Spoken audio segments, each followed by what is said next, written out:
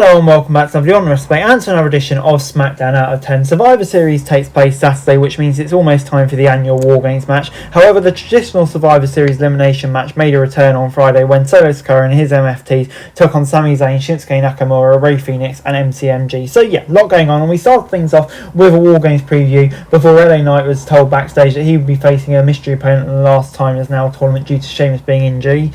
The semi-finals kicked off with Rusev taking on Jey Uso, and the Bulgarian Brute immediately took control and hit a suplex for a 2 count. This is one of those matches that's hard to judge. Nothing they really did look bad, but they also didn't make it stand out. It was very paint by numbers. The best part of the match was Rusev kicking out of a spear at 1, but he wasn't able to make a comeback. Main event, Jey scored the win with the Uso splash to advance in the tournament. Probably the right result, but yeah, the match, like I say, nothing really to write home about. 5 out of 10. The Miz was then shown tricking Aldis into selecting him to be the mystery opponent for Knight. After a break, Chelsea Green came out to celebrate winning the US title a few weeks back. Jade Cargill came out and put her down with Jaded to win the short segment before we moved on to the Knight Miz match. The way the Miz got this bout was funny, but it was probably the least satisfying surprise WWE could have booked. These are two guys who both know how to work with just about anyone, so it wasn't surprising to see them find their groove right away. It's unfortunately it was a disappointing reveal, and it was kind of predictable. The A-lister worming his way back into the tournament didn't help in the end. Knight hit the BFT to get the win and advance to semi-finals. Yeah, like I say, probably an underwhelming surprise. For that reason, gets a 5 out of 10.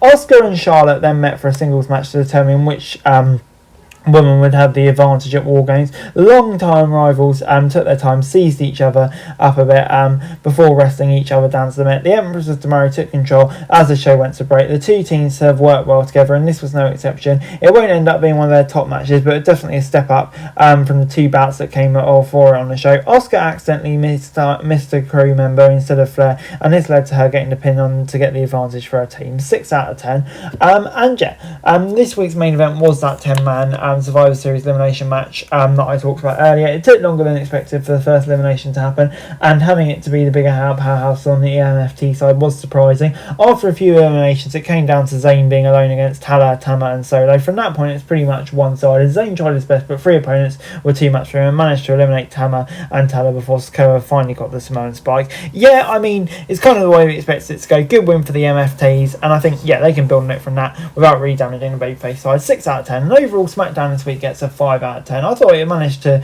continue to hype both Survivor Series and Cena's final match. 5-on-5 contest had some fun, but for me the best thing was Flair against Asuka.